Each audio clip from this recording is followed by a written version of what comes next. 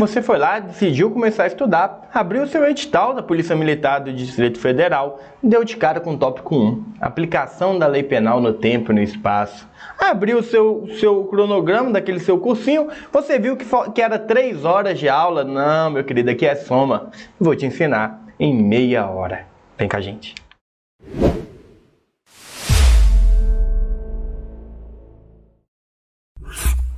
Este é um projeto incrível do Soma, de um curso gratuito em questões sobre todas as matérias do seu edital da Polícia Militar do Distrito Federal. O meu nome é Gabriel Ramos e eu sou professor das matérias de Direito do curso Soma. Vem cá, eu vou te ensinar em meia hora a aplicação da lei penal no tempo e no espaço.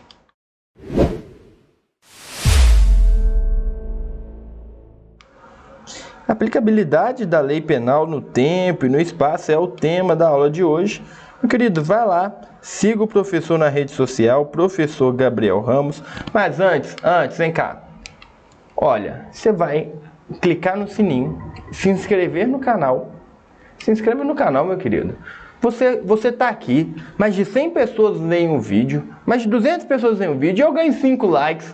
Como é que eu vou ensinar para o chefe, como é que eu vou falar para o chefe que o meu salário está valendo a pena se você não dá essa devida atenção no vídeo? Então, por favor, meu querido, por favor, bora lá.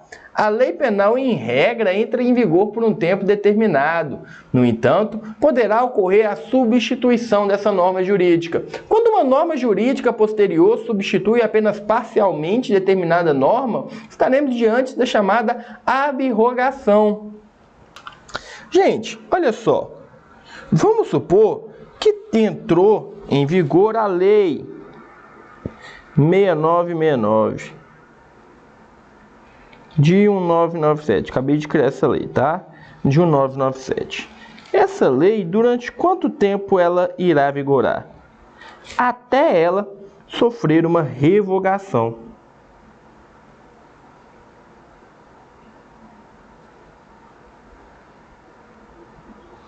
Essa revogação nada mais, nada menos é do que a retirada desta lei do mundo jurídico. Então, os doutrinadores entenderam, olha, não vale mais a pena ter essa lei aqui. Vamos supor que essa lei falava, né, sobre descarte de disquete.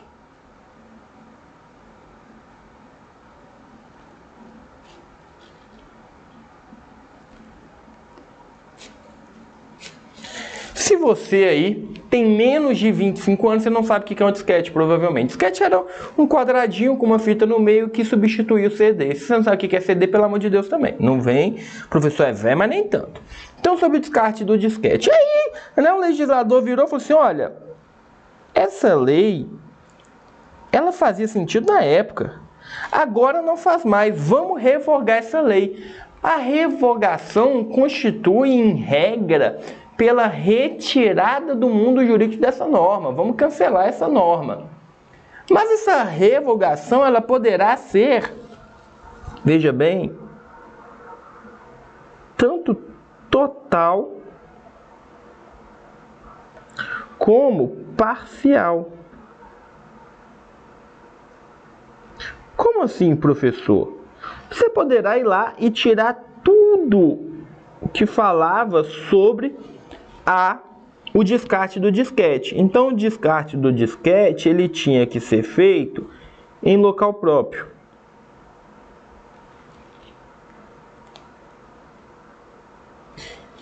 E você pegava de 1 mês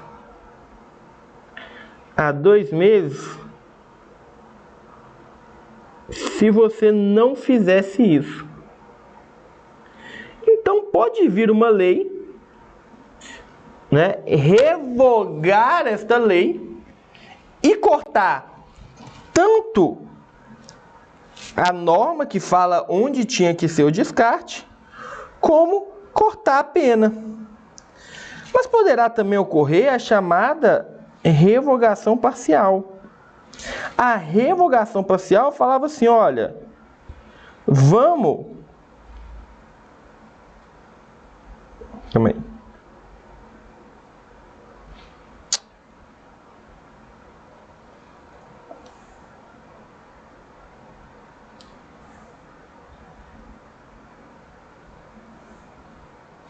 Vamos cortar a pena, mas vamos deixar a indicação de local próprio.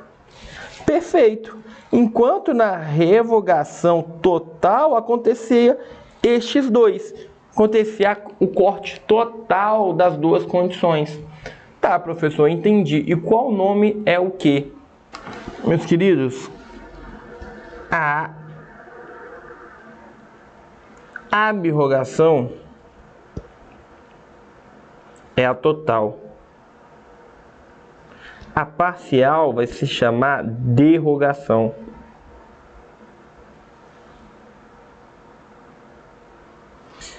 Vale dizer que a revogação como um todo, ela vai poder ser ou tácita ou expressa, tá? Ela será tácita quando uma outra lei vier versar sobre o mesmo assunto, mas não fala nada. Automaticamente ela revoga a anterior. Já a expressa, ela vai trazer no corpo daquela lei que aquela lei não vai valer mais. O que vai valer é a próxima. Perfeito? Então a questão está errada, porque o que substitui apenas parcialmente é a derrogação.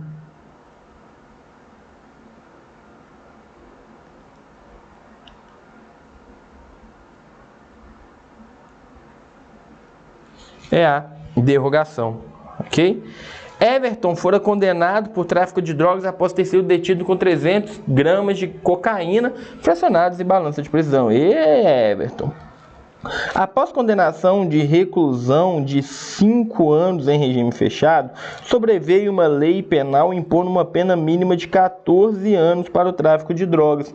Então, ele estava cumprindo a pena sobre um delito, e a pena era de quê? 5 anos, a pena dele.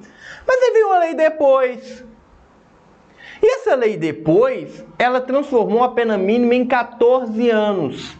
Em 14 anos. A primeira coisa, tá? A questão, ela tá pedindo uma classificação.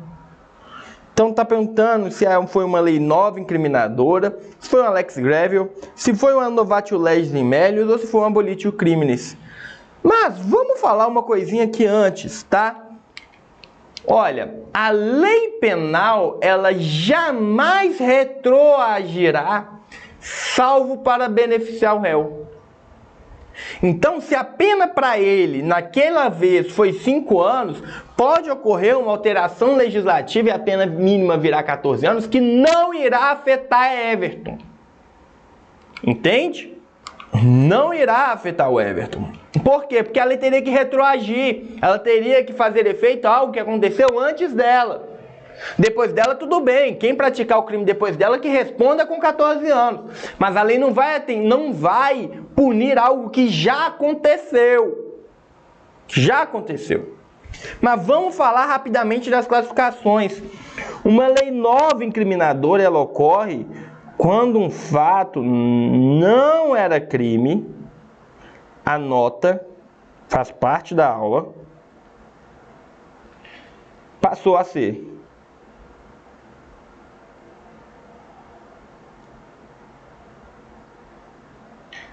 A lex gravel, e o meu latim é péssimo, era algo que já era crime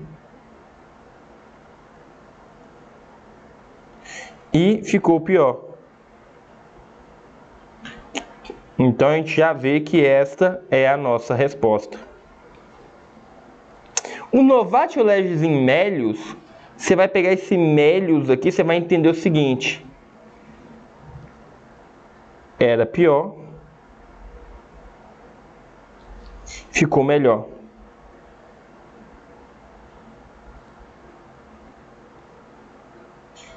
Então, é o caso de alguém que foi condenado a 15 anos, né? E veio uma lei dizendo que a pena máxima é 8. Então, ele poderá responder no máximo por 8. Por quê? Porque a lei penal não retroagirá, salvo para beneficiar o réu. O réu está sendo beneficiado. Então ele não poderá cumprir a pena que ele fora sentenciado, mas sim os 8 anos que a nova lei trouxe como pena máxima. Ocorreu uma novatio legis in melius, uma lei nova em melius para melhorar. Uma lei nova para melhorar, uma lei nova que melhore. E a letra D, gente, isso aqui, ó, é meia hora para ensinar. Só isso aqui, ó. Só isso aqui o professor ensinou em 3 minutos? O abolitius criminis, ele faz o seguinte, ele exclui o crime.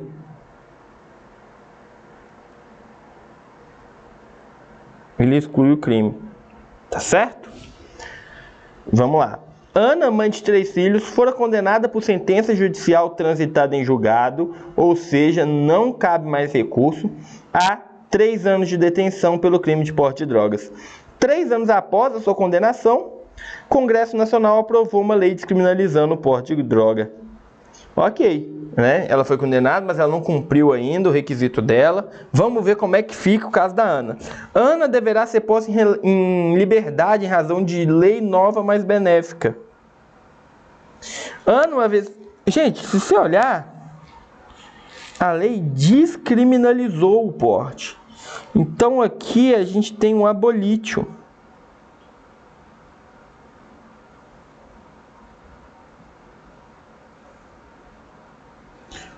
Deixou de ser crime. Ela poderá continuar respondendo por algo que continuou de ser crime? Ah, professor, mas ela foi sentenciada e já transitou em julgado, não há o que recorrer. Aqui não é o que há o que recorrer. Ela sequer precisará recorrer. Porque não é mais crime. Não é mais crime. Ela não pode continuar presa por algo que seja crime. Ana deverá ser posta em liberdade em razão de lei nova mais benéfica. Ana, uma vez que fora condenado, sentença judicial não fará jus à despenalização, errado. Ainda que ocorra uma sentença judicial transitada em julgado, ela fará jus. Ana fará jus à liberdade, uma vez que ocorreu o abolitio criminis, sendo o juiz da condenação responsável pela expedição de alvará de soltura. Gente, já vamos cortar, porque não é uma lei nova mais benéfica. O que ocorreu aqui foi uma extinção do crime. Não é abolir os crimes, aboliu-se o crime. Não tem mais crime, não fala mais em crime. Ana fará jus à liberdade, uma vez que ocorreu o abolir dos crimes, ok. Sendo o juízo da condenação responsável pela expedição da vara de soltura, e o outro traz o juiz da execução. Gente, faz o seguinte, beleza, o professor é juiz. O professor e o professor Arthur.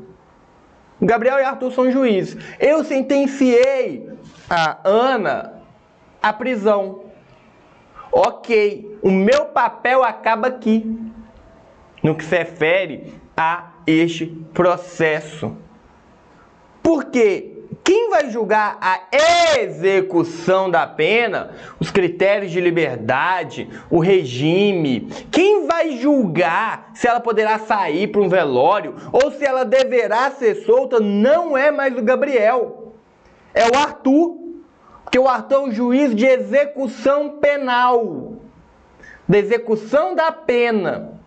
Então, quando ocorreu o abolitio criminis e alguém, ou a abolitio criminis, como os puritanos chamam, quem colocará a Ana em liberdade será o juízo de execução, ok? Não é o juiz responsável pela condenação. Letra D. No que se refere ao tempo do crime e local do crime, o Código Penal brasileiro aplica respectivamente a teoria da atividade e a teoria da ubiquidade. Muito bom, você tem que entender o seguinte, no que se refere a tempo e lugar, é muita luta. É muita luta para você poder aprender. Como assim, professor? Sim, ó. Lugar. Ubiquidade.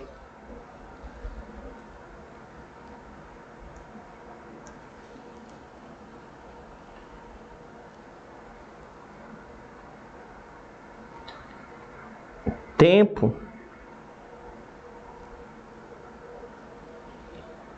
atividade. Viu? Luta, LU, lugar, ubiquidade, tempo, atividade. Vamos ver se a gente tem tempo? Tem. O que é a teoria da atividade? Tá? A teoria da atividade, ela vai estar prevista lá no nosso Código Penal, no seu artigo 4º.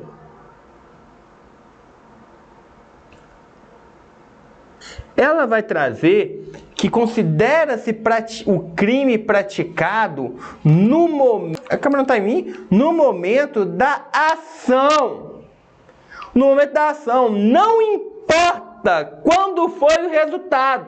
Então, se alguém me deu uma facada aqui agora e eu morri um mês depois, o momento do crime foi o agora. Foi agora. Então, atirei, a pessoa foi para o hospital, ficou internada 2 semanas, morreu daqui 2 semanas. Qual foi o tempo do crime? No momento da ação. Tempo, a teoria da atividade, no momento da ação.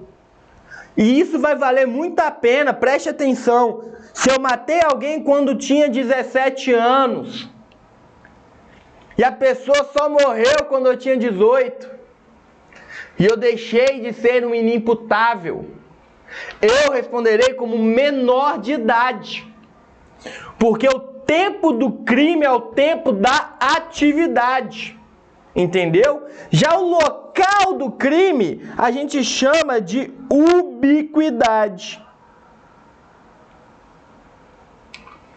Já a ubiquidade, ela está lá no artigo 6º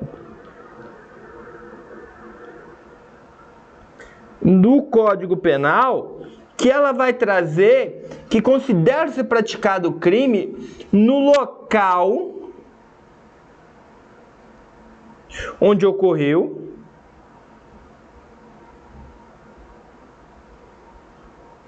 ok? Bem como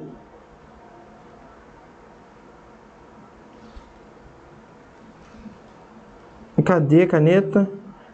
Onde se produziu o resultado.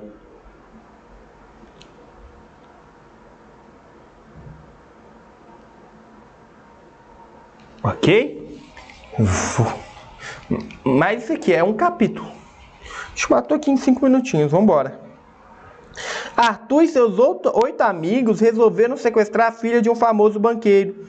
O sequestro teve início no dia 22 de setembro e encerrou-se no dia 6 de outubro. No entanto, no dia 2 de outubro, foi publicada uma lei que aumentava em 30% a pena do crime de sequestro.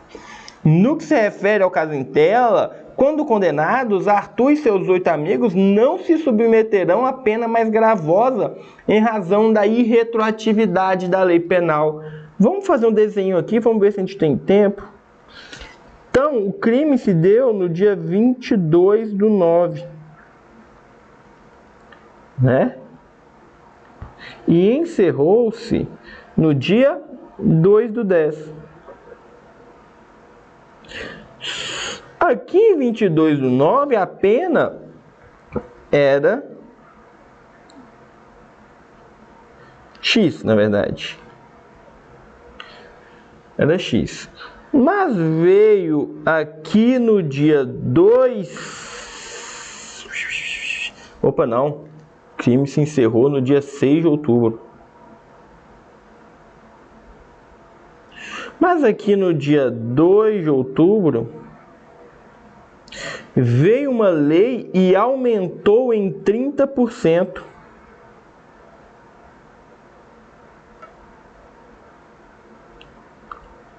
Afinal, o agente ele responderá pela lei X ou pela lei Y? Já que o crime começou aqui, né, e você aprendeu a teoria da atividade, que o tempo é da ação.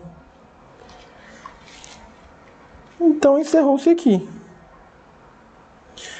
Meu querido, aqui a gente tem um tratamento diferenciado, tá? De acordo com uma jurisprudência superior de olho no horário.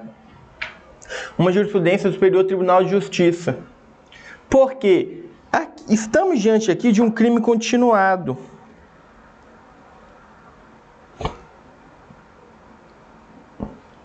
O Superior Tribunal de Justiça diz que se vem uma lei penal mais gravosa enquanto o crime não se encerrou, preste atenção, crime continuado, e o crime não se encerrou, aplica-se a mais gravosa.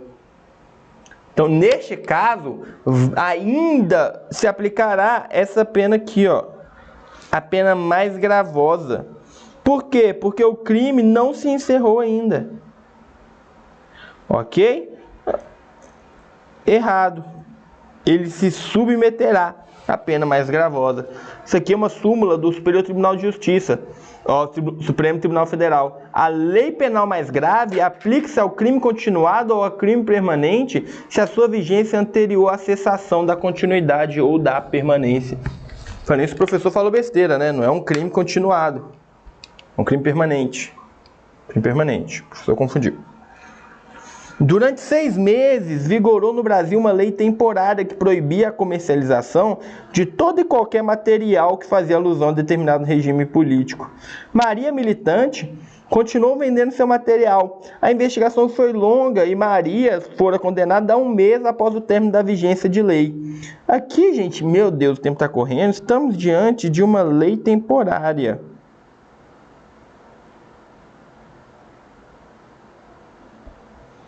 Essa lei temporária, ela vigora do período X ao Y. Ok? Do período X a Y.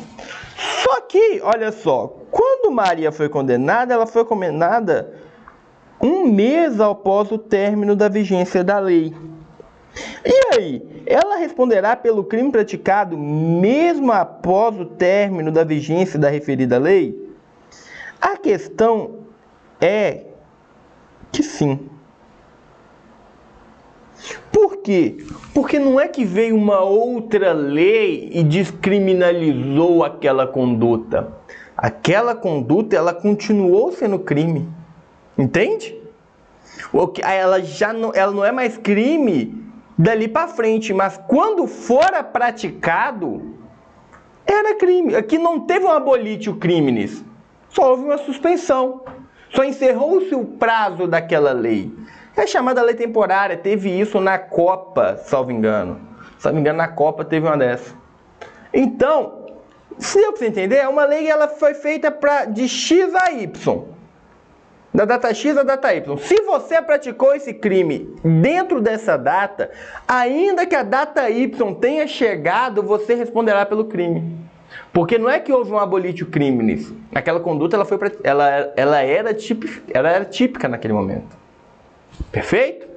Então, é uma lei temporária. A gente explica isso com muito mais calma nas nossas aulas. Tá? Muito mais calma. Então, fique em paz. Do Vale, renomado vereador, excedeu-se a realizar um voto em plenário. Em seu voto, proferiu palavras de baixo calão, ofendendo a honra e a dignidade do prefeito da pacata cidade de Taubaté. No entanto, do Vale era também apresentador de TV e voltou a proferir tais ofensas ao prefeito. Então aqui a gente está falando, né, ó, ele proferiu palavras de baixo calão, ofendendo a honra e a dignidade do prefeito. No que se refere ao caso em tela, o vereador fará jus à imunidade formal, sendo inviolável civil e penalmente por quaisquer opiniões, palavras e votos, ainda que fora da circunscrição do município. Tudo isso, todo esse debate está gerando em torno da imunidade. Quem a gente quer saber aqui, sendo bem sincero com você, porque o tempo está acabando, é sobre as imunidades de congressistas ou políticos. O que a questão quer que você saiba da aplicação da lei penal aqui é sobre a imunidade de um vereador. A imunidade de um vereador. Ok? Sendo mais direto ainda com você, isso aqui está lá no artigo 28 da Constituição Federal, que fala sobre municípios.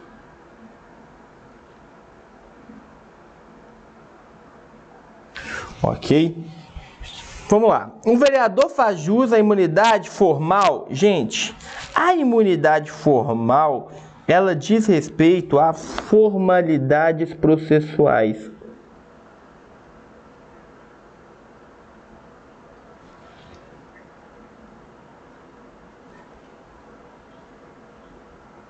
E isso a gente não encontra para vereador, tá?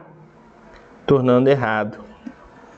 Somente os deputados e senadores são invioláveis civil e penalmente por quaisquer opiniões, palavras e votos. Errado também. Acabei de dizer, o artigo 28 traz isso para os vereadores. O vereador somente será inviolável civil e penalmente por suas palavras e votos realizados no plenário. No entanto, poderá responder quanto às palavras proferidas em atividade laboral distinta. A questão aqui, ela está correta, mas vamos melhorar? Porque no plenário não é todo mundo que aceita. Porque o que acontece aqui? Quando ele está na atividade de radialista, ele deixa de proferir aquelas palavras como vereador e passa a proferir como radialista. Entende? Por isso que o segundo ponto aqui é o seguinte: poderá responder quanto às palavras proferidas em atividade laboral distinta. Por quê? O artigo 28 traz que ele é inviolável civil e penalmente por suas opiniões, palavras e votos na circunscrição do município.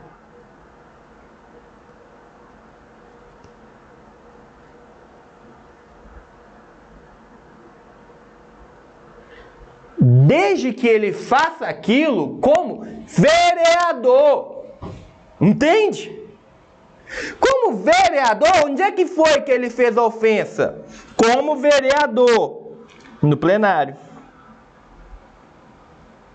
Como vereador foi em plenário. Então a alternativa está correta por quê? Porque ele será somente inviolável civil e penalmente as opiniões para os votos realizados no plenário. Não quer dizer que ele não possa fazer isso como vereador na praça. Na praça ele ainda é inviolável. Mas ele não fez na praça, ele fez no plenário. Por isso que está aqui no plenário. Só não quero que você confunda achando que a imunidade dele só vale dentro do plenário. Não é, vale em todo o município. Mas na questão ele fez no plenário.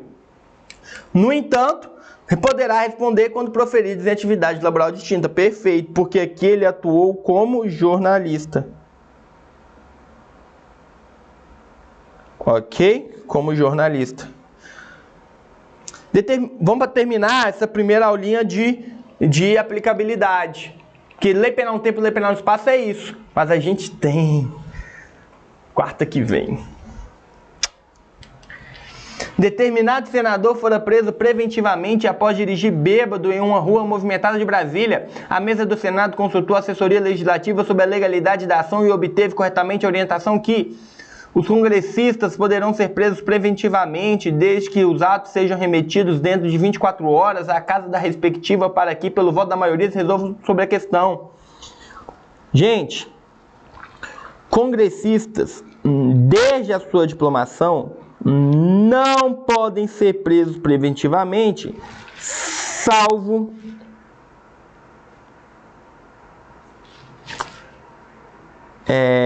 flagrante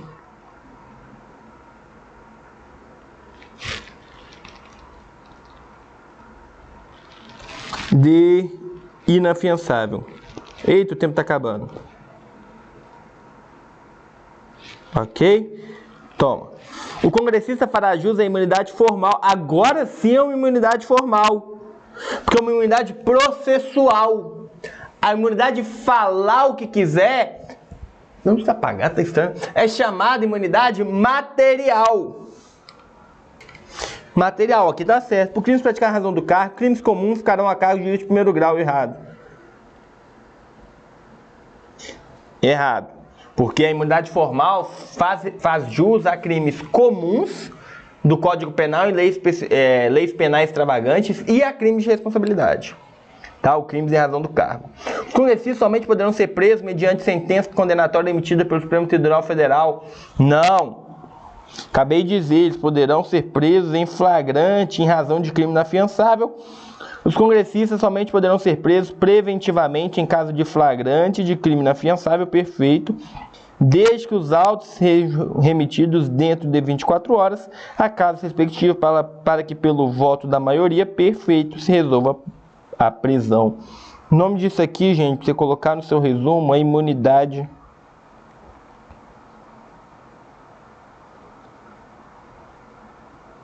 formal. Essa é a conhecida imunidade formal. Perfeito? Meus queridos, meu tempo acabou, infelizmente. Faz o seguinte, já já a gente se encontra. Um grande beijo, um grande abraço e tchau, tchau.